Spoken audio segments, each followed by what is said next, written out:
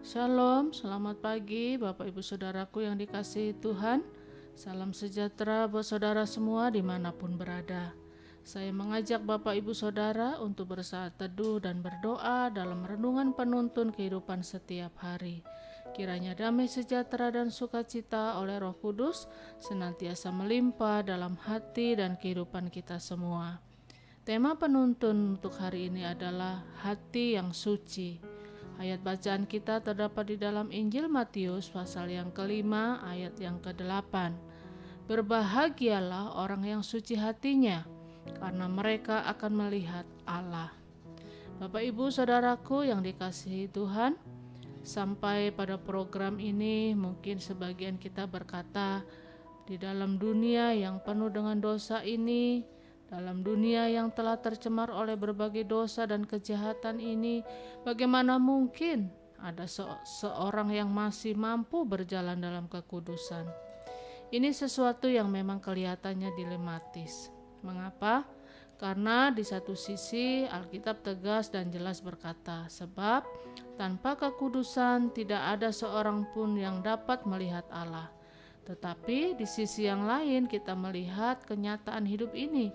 Rasanya tidak mungkin seseorang bisa hidup dalam kesucian. Hari ini kita kembali mendengar khotbah yang disampaikan oleh Yesus sendiri pada ayat yang ke-8 yang berkata, berbahagialah orang yang suci hatinya, karena mereka akan melihat Allah.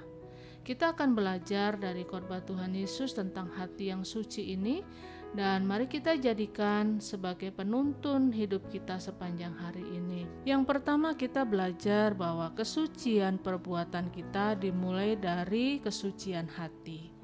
Kesucian hati merupakan dasar dari kesucian perbuatan kita. Karena itu Yesus berkata, apa yang dari dalam akan terpancar keluar. Berarti kita tidak bisa suci dari luar supaya kemudian dapat menyucikan apa yang terdapat di dalam. Karena jika demikian yang kita lakukan itu namanya munafik. Karena jika kita hanya menyucikan yang dari luar, maka sebenarnya kita sedang menutupi kebobrokan yang ada di dalam. Itu sebabnya Yesus menegur orang-orang Farisi dan berkata, kamu seperti kuburan. Luarmu terlabur putih bersih, tetapi di dalammu penuh dengan tulang belulang yang busuk. Dan inilah yang seringkali dikerjakan oleh orang-orang yang mengaku seorang yang beragama. Mereka mencoba menampilkan hidup yang kelihatannya suci, tetapi di dalamnya penuh dengan borok dan kenajisan. Kesucian bukan dimulai dari tindakan dan perbuatan, tetapi kesucian dimulai dari dasar hati seseorang. Waktu seseorang hatinya mulai disucikan oleh darah Yesus, maka dari dalam hatinya mulai suci, dan ketika dari dalam itu mulai suci, maka Roh Kudus akan menuntunnya untuk membawanya pada kesucian tindakannya kemudian. Dan yang kedua, kita belajar bahwa kesucian membawa kepekaan. Berbahagialah orang yang suci hatinya, karena mereka akan melihat Allah. Orang yang suci hatinya akan memiliki kepekaan dalam dirinya, sehingga pandangannya bukan hanya melihat masalah dalam dunia ini, tetapi orang yang suci hatinya akan melihat Allah.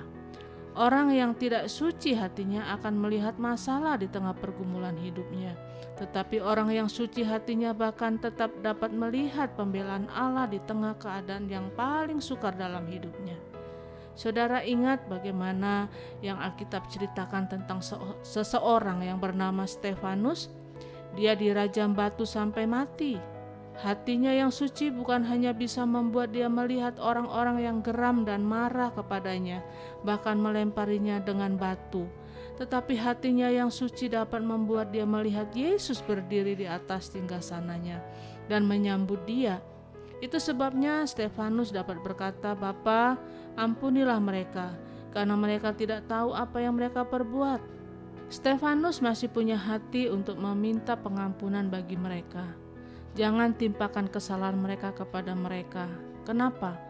Karena hati yang suci dapat membawa kepekaan, dan orang yang suci hatinya dapat melihat bahwa Allah turut bekerja dalam segala sesuatu untuk mendatangkan kebaikan bagi mereka yang mengasihi Dia. Dan yang ketiga, kita belajar bahwa melihat Allah merupakan tujuan hidup setiap orang percaya. Orang yang suci hatinya akan melihat Allah. Mengapa?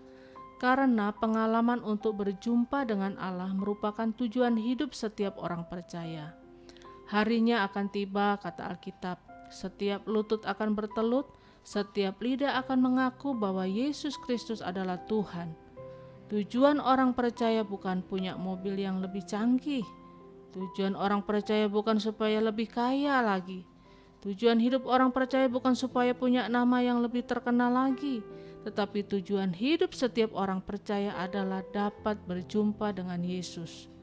Duduk makan satu hidangan bersama dengan Dia dalam kemuliaannya, dalam surga rumah Bapa yang kekal.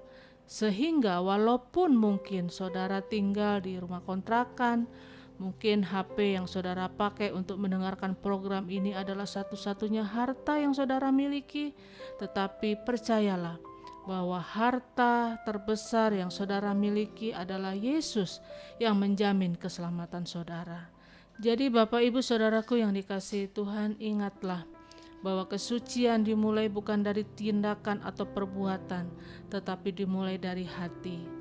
Hati yang suci dapat membawa kepekaan untuk kita dapat mengerti bahwa Allah turut bekerja di balik setiap peristiwa dalam hidup kita.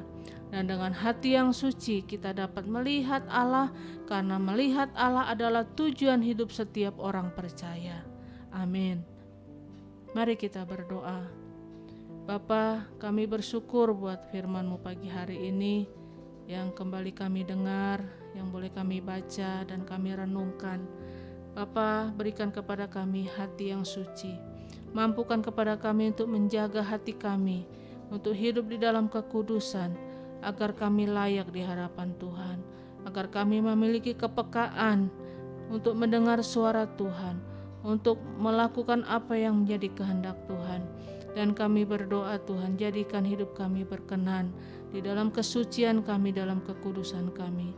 Karena kami percaya kami akan melihat terang kemuliaan-Mu. Kami akan masuk dalam kehidupan yang kekal bersama Engkau di surga yang mulia. Tuntun kami, sertai kami sepanjang hari ini, untuk kami berjalan seturut dengan firman-Mu. Di dalam nama Yesus kami berdoa. Haleluya. Amin. Kiranya berkat yang sempurna dari Allah Bapa kita, kasih karunia dari Tuhan Yesus Kristus, dan persekutuan yang indah dengan Roh Kudus menyertai kita semua dari sekarang ini dan sampai selama-lamanya.